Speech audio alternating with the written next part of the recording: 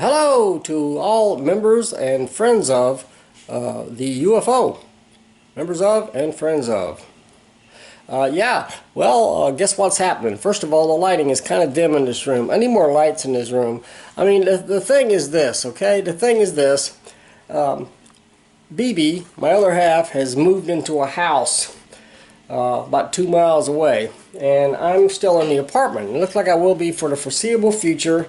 Everything's okay, don't worry, everything's okay, we're still together. It's just that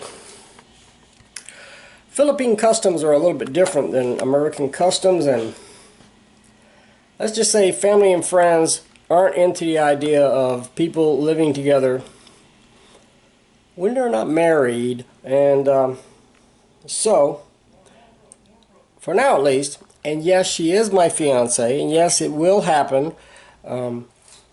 But for now at least, I'm here, she's there, and we're dating, okay? Let's just call it dating, okay? Okay, so anyway, I've been working on revamping this apartment a little bit, you know, because I'm the only one here. I bought, what is this? A dresser, and I got a lot of my old comic books and old fanzines are here, including Mighty Mouse #2. You may have seen it before because I've boasted about it before. It's a Kurt Swan cover, and I have a story in that issue. It was a major event in my small press life, although that one was actually a newsstand comic book published on the newsstands, and my brief moment of fame and glory. My longer lasting moment of fame and glory has been that I've been with the UFO since the dawn of civilization. Now, yeah, anyway, the room's still kind of a mess because I'm still reorganizing, yeah, that's my bed. So what? But yeah, so I've been doing things. Yes, I know there's a deadline. The deadline for the for Tetragrammaton Fragments, the UFO newsletter number 255, was yesterday, Friday the 13th.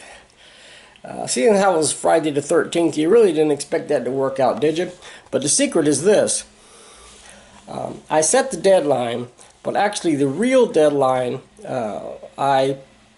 is actually a few days later. I just did that to get you guys up and motivated.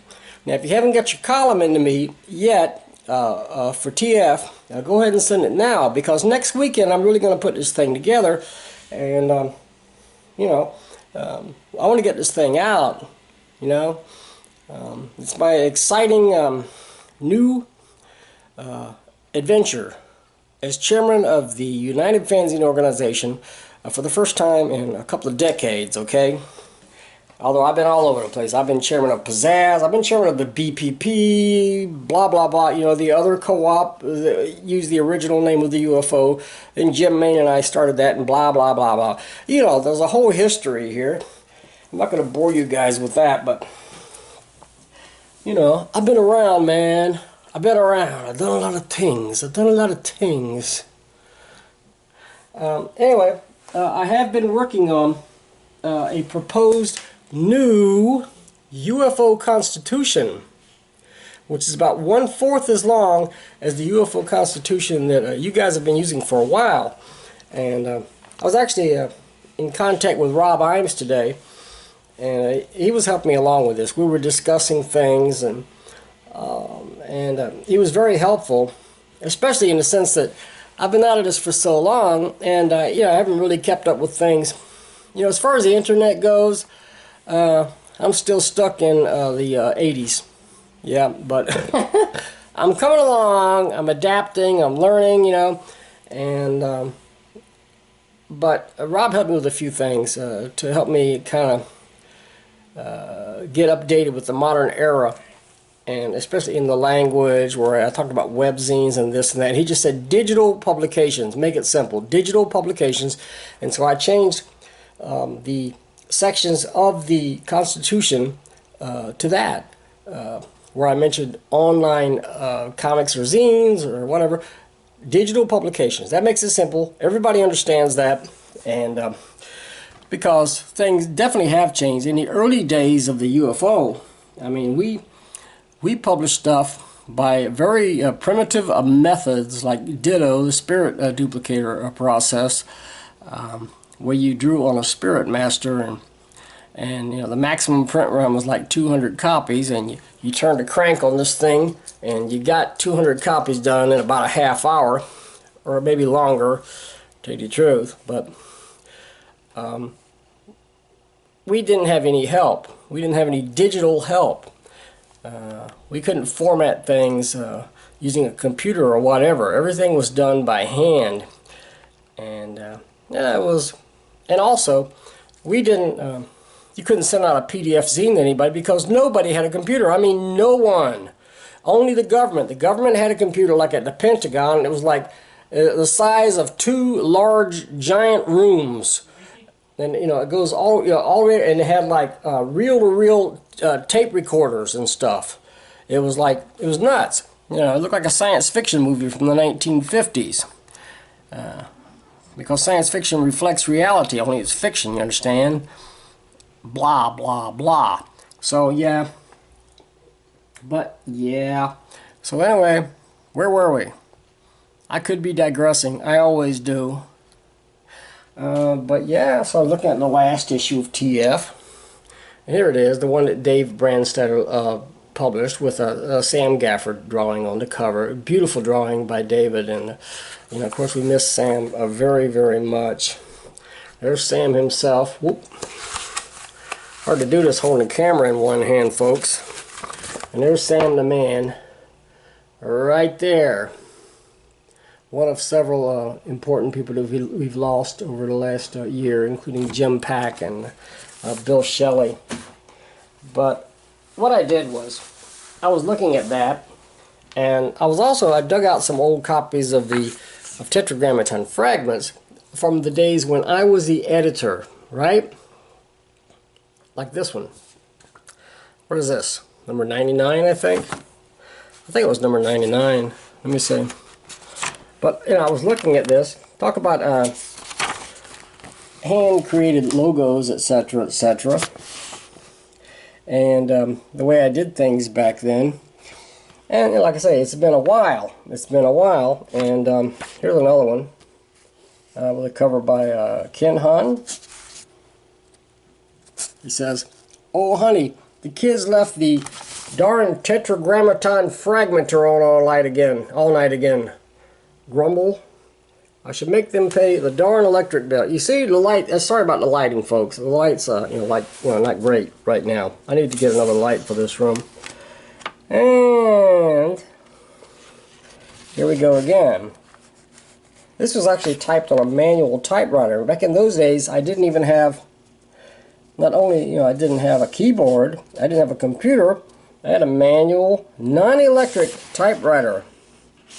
And my column at the time was called Quotations from Chairman Skeeter. That's what they called me back then. Maybe I'll call it Quotations from Chairman Loathly now, or something. Here's some artwork by Jeff Wood. But, yeah, Larry Blake, our great, awesome friend Larry Blake, was doing work for us at the time, and he was a member.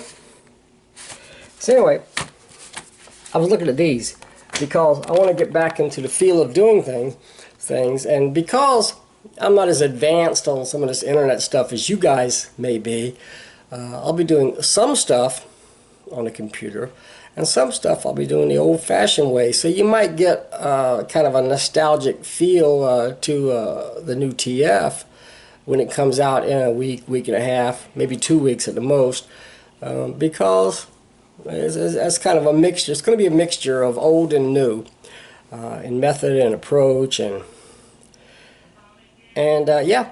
So I want to welcome Michael Wagoner, who is our newest member, and I want to say hello to everybody. There's another potential applicant in the wings. I'm not going to tell anybody who it is. He's working on a zine that he wants to send out to anybody. The only hint you get is his initials are BWP. So he might be applying. We'll see what happens.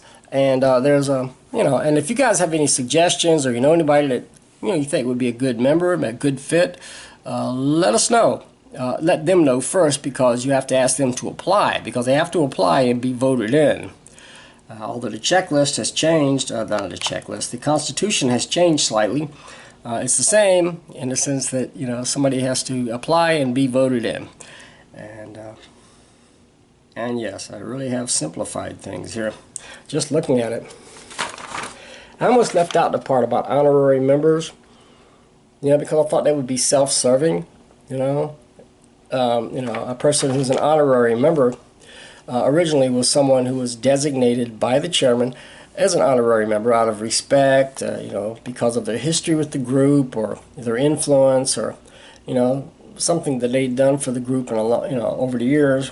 You know, maybe they were important in some important way, and but an honorary member doesn't have a lot of rights. Basically, they're a subscriber to the newsletter who gets a free subscription. They get a free subscription to the newsletter, but they can't vote. They don't have to publish a memberzine, and they don't have to send in dues money. As I said, it's free. So yeah, I'm being redundant here. I almost left that off, and then I decided if I left that off, one day it might come back to bite me in the rear end. Me or Jim Maine. So, so speaking of self-serving, I'm not going to make this a long newsletter, but I did promise I'd get in touch with you guys. The newsletter is in the works. I started on it. I spent some time reworking that Constitution. I'm waiting until next weekend to do the checklist, because I want to make sure I have all the new zines, you know, everything that's come in. I got some stuff here in a folder. Let me see what we got so far. Let's just take a look at what's in here. I got a folder here called Tetragrammaton Fragments. If you don't know by now, that means fragments from God.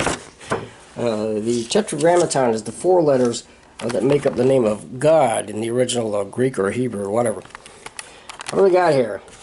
We got some stuff by Alan Sissom, Xenology and Humph. Now, only the issue, these have UFO symbols on them. So those are clear and ready to go. Here's something new. Victoria Regina from Jason Bullock. Looks great, but I'll review it in the new newsletter. More from Alan Freeman. Alan Freeman was a member too, but that's Alan Sissom's.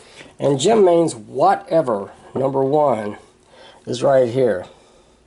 And looking great. So, but I know there's more stuff that's going to be coming in the next couple of days. I know because you guys have told me. Now, as far as the dues, and I've got to look over everything really carefully here. You know, it's $20 per year membership dues, and some of you guys, your dues are about to run out. You know, so I'll let you know. I think there's going to be a one-issue amnesty for during this switch over. You know, if your dues expired, maybe I'll give you an extra issue anyway, because we're going through a period of adjustment. And but yeah, you know, if you want to send me the money, because I can darn well use it. You know, it's not cheap. And what I found out over the years, since I printed the Beacon Annual recently, and from the, you know, years ago was the last time I printed anything or copied anything or went to Kinko's or whatever. You know, like more than a decade, like 15 years later, all of a sudden here I am. I took that one to Kinko's, and prices have gone, guess what? Up. And so yeah, if you want to send the dues money, send the darn dues money. I'd appreciate it. And I'll look at this. So I'm not going to guarantee you that I'm going to waive any membership dues. I'm just thinking about it. Alright, so I'm just relaxing and going nuts here. Getting ready to play my guitar. One of my guitars, I have 2. It's right over there. You know, in a month from now, I'm going to be 64. And when I first published the UFO newsletter, I was, what, 13 or 14 years old. Hey, don't it look sinister under this light? So, yeah, children of the night, what music they make, right? But yeah, So I'm thinking about this. I got the chords to when I'm 64, so I'm thinking about doing a video, you know, not for the UFO, but I'm thinking about recording this song. Next month I'll be 64. And I've been, it's amazing, but it's been 51 years since I revived the UFO. And, wow, 51 years. Can you imagine that?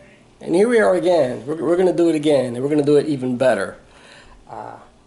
So, I know there's a lot more stuff I should mention, but that's all I can think of right now. So, this video is already getting too long. So, you guys have a great day, have a great week, and get those columns into me if you haven't sent them yet. Let's make this a great, an exciting new beginning to a new era for the United Fanzine Organization. The premier and really the only co-op around anymore. We were the first, we were the best, and by golly, we're still here. Who'd have thought? I think that's an amazing accomplishment. I have to give credit where it's due to Rob Imes for keeping this group going during a time when it might very well have faded away. And other chairmen, David Brandstatter, Jim Main, all the guys who've been chairman in the modern era of the UFO, but particularly I think credit is due to Rob Imes, and all respect, and yeah, I do appreciate the advice you've been giving me, Rob, and the help you've been giving me as this ancient small press guy adapts to modern times. And the main thing I want to bring with me to this co-op isn't a brilliant sense of design or, you know, all this, you know, knowledge of things you can do online and production things you can do with a computer. What I want to bring with me is just the enthusiasm, the happiness, the positive, the joy of creating comics and sharing them with others, and receiving comments and reviews from other people. And you know, that's what it's all about, the interaction between us, all us guys who have a common, there's something that we all have in common, and it's a love and a joy for creating comics. And man, we got some talented people in this group. Now what the heck? I've been looking at Larry Johnson's Horseman strips lately and just been blown away by the stuff he's doing. But, you know, we may have lost Sam, God rest his soul. But,